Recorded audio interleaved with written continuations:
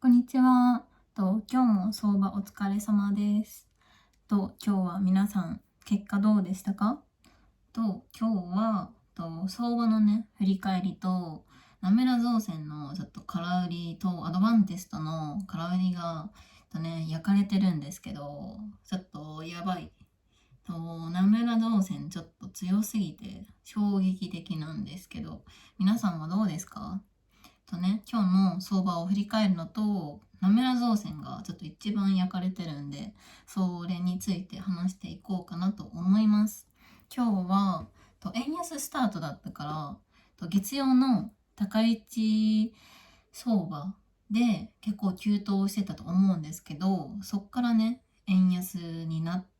151円だったんですけど、もう今日152円でもう155円にね、近づいてきてるっていうとこで、円安は株高だから、株価がね、上がって、急騰してるんですけど、日経もね、もう4万8000超えたりしてたんですけど、4万5000から結局調整しずここまで来てて、で、一旦ね、調整すると思って、というか月曜日の急騰すごかったじゃないですか。そこでね、私は空売りを仕込んでいて、で、今日も一時は、アドバンテストの空売りは助かってたし、プラス出てたんですけど、まだ下げると思ったら、意外とね、買いが強くて、で、板ね、ちゃんと見てればよかったんですけど、板でも、若干買いの方が強かったんですけど、まさかそこまで戻ると思ってなくて、で、今ちょっとやられて落ち込んでます。皆さんはどんな感じでポジション持ってますか？今日は銀行業が強かったのかな。で、昨日はアメリカがね、半導体が結構落ちてて、NVIDIA も一時下げてたんですけど、ソックス L が、私の基準としては、アメリカがね、ソックス L が強かったら、日本は次の日、半導体強いみたいな。ソックス L 結構朝一に見て基準にしてるんですけど、昨日はソックス L が弱かったから、半導体は下げるから、アドバンテスト下げるなっていう感じで、ちょっと期待してたんですけど、全然下げなくて、板見たらちょっと買いが強いなって思ったら上げちゃって、私は一時ね、プラスになってたんですけど、そのまま置いてかれて、で、さすがにすぐ落ちてくるだろうって思ってたんですけど、意外と、下げず終わっちゃって、今ね、場が終わって、PTS でちょっと見たら、まだ上がってて、ちゃんと円安怖いですね。もうほんと円の価値がなくなっちゃってて。で、株もね、この高市相場からずっと上がって調整もなしに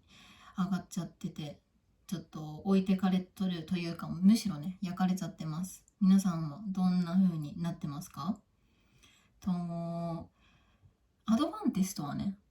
1日で2000ぐらい上がったんですよ。1日で2000上がって、次の日にもまた上げて、本当に窓を開きすぎて、もう本当急騰してるんですけど、ただこの急騰も、時間かかって、窓埋めに来るとは一回ね、思うんで、まだ持ってるんですけど、自分的なラインを超えたら損切りをしようかなっていう感じで持っています。で、アドバンテストと、ナメラ造船ね、今日は空売り捕まってるって書いたんですけど、もうナメラ造船今日も強すぎてちょっとやばいんですけど、ナメラ造船みんなは持っていますか？空売りで持ってる人いるのかな？ちょっとね、友達に連絡したらむしろ買い立てで持ってて、ちょっとショックなんですけど、ナメラはね、今後上がっていくとは思ってるんですけど、あのさすがにね、ここまで急騰したら、一時3500くらいまでの3000から3500のレンジでずっと来てたんですよ。で、PR ももっと小さかったんですけど、今日急騰して3955あたりまで行って、一時 PER が19くらいまで伸びちゃって、で、ね、私は焼かれてるんですけど、皆さん、ナムラ造船は持ってますか？ちょっとね、今日は名村造船を中心に話していこうと思うんですけど、名村造船は本当造船銘柄で、今日上がってる理由としては、円安が一番の原因かなって思うんですけど、円安はね、株高とも言われるし、円安メリット株なんで、主にドルで利益が出てる状態で、顧客がドルベースで、顧客が海外なのと、ドルベースで利益が出るので、円がね、こういった紙切れになりつつあると、名村造船としてはメリットが大きいのかなっていうふうに思います。一応本社は大阪にあるみたいなんですけど、北海道とかね、長崎とかのでも一応子会社があって事業をしてて、地理的に言うとね、今後北海道って結構日本の中心なんで、今後ね、業績っていうのが増えてくるし、需要もね出てくるんじゃないかなっていうふうに思うし、円安なんでこれから利益はどんどん上がっていくと思ってるんですけど、私はね、なぜ空売りで持っているかというと、今ここのね急騰をしまくってるんで、一旦窓埋めに来てくれると期待してたんですけど、まさかのね、ここ数日急騰しまくっていて、ちょっと予想外な展開になっています。ただこの急騰からの調整が終わったら買い立てで持とうと思っていて、で理由はね、これから需要が出てくるんじゃないかなっていうのと、まだ円安っていうのは今後ももっとね続いていくと思います。ただこんな選挙終わって選挙後すぐにここまでね円安になるっていうのはちょっと予想外だったんで、ちょっと焼けてるんですけど、ちょっと早く調整をしてほしいっていう感じではあります。で名村造船結構ね業績上がってて、一応プライムじゃないんですよね。でも需要っていうのも今後絶対あるし、もう国策レベルのね感じになっているので、安定してるし、利回りはねそんな良くはないけど配当はある銘柄なので、もうちょいね割安になったら買い立てで買いたいし、私の空売りが助かりたいっていうとこなんで、皆さんもねよかったらもうちょっと調整してからちょっと買ってみてはどうですかって思います。皆さんは今日何の株をトレードしてましたか？私はそんな感じで捕まってる空売り銘柄と、あと昨日もお話ししてたんですけど、メタペラね、今日は下げてたんでまたね買い増しをしていました。買い増しして、でただ下げてはいたんですけど、まだね、前みたいに300を目指してるようなそんなね動きはしてなかったんで、今日のメタペラの下げっていうのはビットコインがね下がってるから、それに連動して下がっているっていう感じで、こっからビットコインが上がればどんどんね講師が終われば結構急騰してくれるんじゃないかなっていうふうに私は考えてるんで、結構メタペラはね期待してる株の一つで、今んとこ割安な値なんで仕込んではいます。ただ賛否両論なんでね、もうメタペラオワコンだっていう人と、これから絶対来るっていう人の二極化が本当すごい銘柄なんですけど、皆さんはどう予想しますか？私は今そんな感じでメタペラを仕込んだのと、あと今日はサンバイオ、秋はバイオが上がりやすいのかな。レナサイエンスもすごいし、いろんなねバイオが最近は急騰を繰り返してるんですけど、私はサンバイオが一応サンバイオ、急騰してたんで今日は、なんで一回高値で買ってまた下で拾おうかなっていう感じでいます。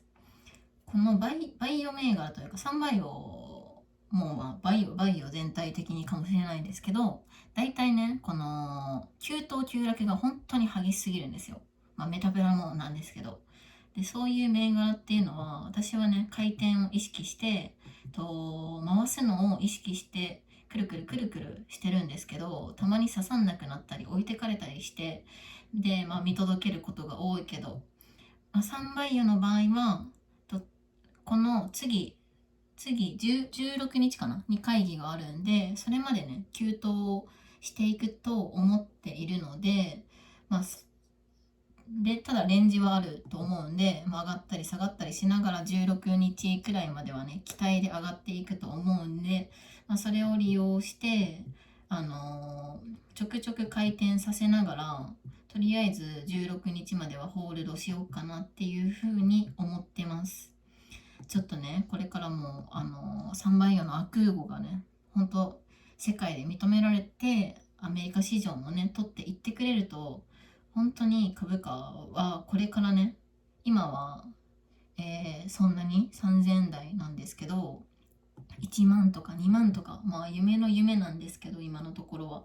言ってくれると嬉しいんですけど、それまでちょっとホールドできるのかは分かんないけど、とりあえずね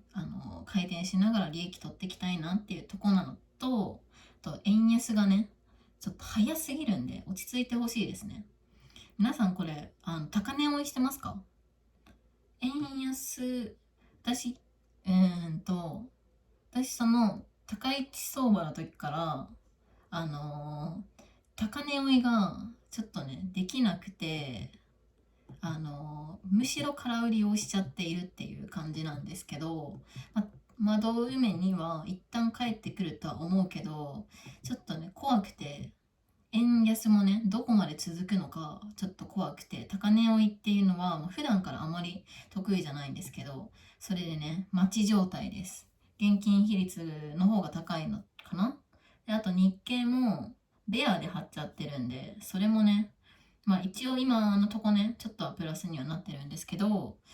ちょっと様子見つつ今はちょっと現金比率を高めに待ってる状態です。皆さんはどんな感じでポジション組んでますか？10月自体だいたい株って下がりやすいって言われてるんですけど、今回、今年の場合はどうなんだろう、円安がねこのまま進んでいくとも思うんで、そうなると、割と日本株っていうのはどんどん上がっていく、一回調整を挟むかもしれないけど上がっていくんじゃないかなっていうふうに今年は思いますね。昨日の夜、割とアメリカがちょっと謎に NVIDIA とか中心に下がってたんで、アメリカ株でちょっと若干ね私的には怖いなって思ってて、何の売りか分かんないけど下がってたから、ちょっとアメリカどうなんだろうというか、ちょっと私はアメリカの暴落とかもちょっと意識してるんで、この円安の時にちょっとでもねドルから、円に少しずつ移動していこうかなっていう感じで思ってます。あとビットコインは逆にねアメリカ経済がこうやってよくわかんない暴落がしたり、ちょっと経済不安とかがあったりすると、ドルのね価値っていうのが下がってくるんで、そうすると、共通通貨であると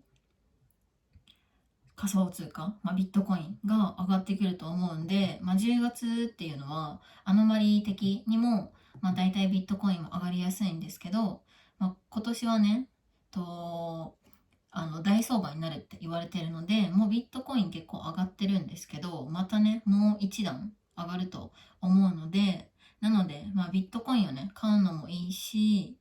仮想通貨関連の日本株で買うのもありなんじゃないかなって思います。日本株ので買うメリットは、まだビットコインで買うと税率がね40%になってるんで、日本株で買うと20%で済むんで、そこはメリットかなって思います。プラス20万までは非課税なんですけど、プラス20万以上の利益が出た場合っていうのはビットコインね40%も税金取られるんで、そこはみんな気をつけてください。なので私はメタプラをまたサインインしたんですけど、これはねちょっと講師後というか10月ね、じわじわ上げて、もうちょっとね、急騰も一時あるかなっていうふうには期待してます。今もうバリュー株みたいな感じで、だいぶ割安になってるんで、そこを打ったチャートの形をしているので、今日も、下げてはいるけど、まだいい感じなんで、これから跳ねてくれると期待しています。皆さんはどんな感じで今ポジションを持っているでしょうか？ちょっとね、私の、あくまでもこの発信は私の考えで、私の意見なんですけど、人によっても考え方は違うし、これがね、いいっていう、絶対これが合ってるとかそういうわけじゃないんで、投資の判断は自分でお願いします。今日はこんな感じで、ナムラの空売りが捕まってるよっていうことと、今日の相場の振り返りだったり、私のポジションとか、これからの動きについて予想して話をしてみました。この動画がいいと思ってもらえたらいいねだったり、気軽にね、コメントとかも普段してくれてすごい嬉しいし、ここでね、結構会話してること多いんですけど、誰でもコメントをね、くれるとすごく嬉しいです。じゃあ、明日も相場を頑張っていきましょう。じゃあね、バイバーイ。